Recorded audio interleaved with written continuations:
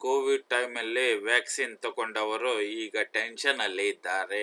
ಎಲ್ಲೆಲ್ಲಿ ನೋಡಿದರೂ tension, heart attack ಆಗ್ತದೆ, ಬ್ಲಡ್ ದಪ್ಪಗಟ್ಟುತ್ತದೆ, ಬ್ರೈನ್ ಡ್ಯಾಮೇಜ್ ಆಗ್ತದೆ ಅಂತ ಏನೇನೋ ನ್ಯೂಸ್ ಮೀಡಿಯಾದಲ್ಲಿ ನೀವು ಕೇಳ್ತಿರಬಹುದು.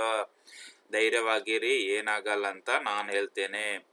ಯಾಕಂದ್ರೆ ಭಾರತದಲ್ಲಿನ ಹೃದಯಘಾತಗಳಿಗೆ ಕೋವಿಡ್ ಶೀಲ್ಡ್ ಕಾರಣವೇ. ಭಾರತದಲ್ಲಿ ಹೆಚ್ಚುತ್ತಿರುವ ಹೃದಯಘಾತ, ಮಿದುಳಿನ ಸ್ಟ್ರೋಕ್ ಅಂದ್ರೆ ತಲೆಗೆ ಸ್ಟ್ರೋಕ್ ಹೊಡಿತದೆ ಪ್ರಕರಣಗಳಿಗೆ ಕೊರೋನಾ ಲಸಿಕೆ ಕಾರಣವೆಂಬ ವಿವಾದಿತ ಚರ್ಚೆ ಆಗಿತ್ತು. ಆದರೆ Indian Council of Medical Research ಇತ್ತೀಚೆಗೆ ಇಂಥ ಪ್ರಕರಣಗಳಿಗೆ ಲಸಿಕೆಯ ನಂಟನ್ನು ನಿರಾಕರಿಸಿತ್ತು. 2021ರ ನಂಟನ್ನು ನಿರಾಕರಿಸಿತು. 2021ರ ಅಕ್ಟೋಬರ್ 1 ಮತ್ತು 2023ರ ಮಾರ್ಚ್ 31ರ ನಡುವೆ ದೇಶಾದ್ಯಂತ ಹಠಾತ್ ಮರಣ ಹೊಂದಿರುವ 18ರಿಂದ 45 ವರ್ಷದ ವಯಸ್ಸಿನವರು ಅಧ್ಯಯನಿಸಿ ICMR ಹೇಳಿತು. ಇಂಥ 700ಕ್ಕೂ ಹೆಚ್ಚು ಸಾವುಗಳಿಗೆ ಕಾರಣಗಳು ಇನ್ನೂ ಸ್ಪಷ್ಟವಾಗಿಲ್ಲ. ಈ ಬಗ್ಗೆ ಅಧ್ಯಯನ ನಡೆಯುತ್ತಲೇ ಇದೆ. ಕೋವಿಶೀಲ್ಡ್ಗೆ ನಿಷೇಧ ಹೇರಿದ ದೇಶಗಳು. ಕೋವಿಶೀಲ್ಡ್ನಿಂದ TTS ನಂತಹ ಅಪಾಯ ಬಾಧಿಸುವ ವಿಚಾರ ಬಹಿರಂಗವಾಗಿದ್ದು ಇದೇ ಮೊದಲು.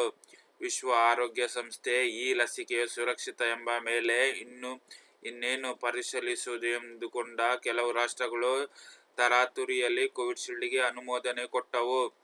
ಆದರೆ ಮತ್ತೆ ಕೆಲವು ರಾಷ್ಟ್ರಗಳು ಈ ಲಸಿಕೆ ಅಪಾಯ ಅರಿತು ವ್ಯಾಪಕ ಸಂಶೋಧನೆ ಕೈಗೊಂಡು ಮುಂಚಿತವಾಗಿ ಮತ್ತೆ ಹಲವು ದೇಶಗಳು ಕೆಲವು ತಿಂಗಳುಗಳ ನಂತರ ನಿಷೇಧ ಹೇರಿದವು.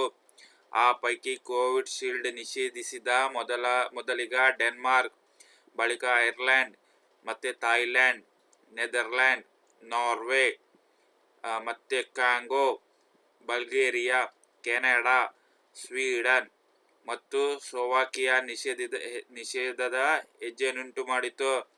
ಯುರೋಪಿಯನ್ ಮೆಡಿಸಿನ್ ಏಜೆನ್ಸಿಯು ಕೋವಿಶೀಲ್ಡ್ಗೆ ಗ್ರೀನ್ ಪಾಸ್ ನಿರಾಕರಿಸಿತು.